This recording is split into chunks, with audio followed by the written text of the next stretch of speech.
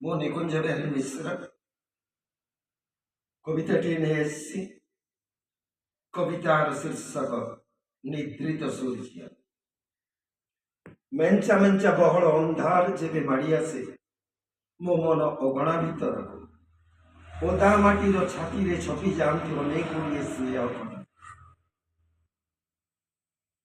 ମନ ଭିତରେ ଥିବା ମ୍ଳାନ ନିଶ୍ୱାସ ଅନ୍ଧାରର ଶୂନ୍ୟତା ଭିତରେ ବିସ୍ଫୋରଣ ହୋଇ ଚେଇକି ଉଠନ୍ତି ପ୍ରକୃତିର ଉନ୍ମୁକ୍ତ ମାଦକତା ନିଶାରେ।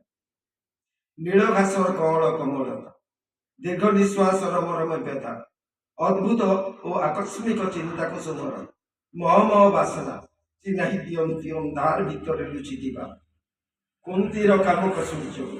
କାହିଁକି ନା ରାତି ସାରା ଅନ୍ଧାର ଭିତରେ ସାଉଁଟୁଥିବା ଛୋଟ ଛୋଟ ଆଲୋକ ବୀଜ ଗୁଡ଼ିକୁ ପ୍ରତ୍ୟୁଷରେ ମନ ଆକାଶରୁ ମର୍ତ୍ତ୍ୟ ଉପରକୁ ବୁଣିବାକୁ ସୂର୍ଯ୍ୟର ଅଭାବ ନୂତନ ସୂର୍ଯ୍ୟ ଦେବ, ନୂତନ ସୂର୍ଯ୍ୟ ଦେବ, ନୂତନ ସୂର୍ଯ୍ୟ। ଜୟ ଭାରତ।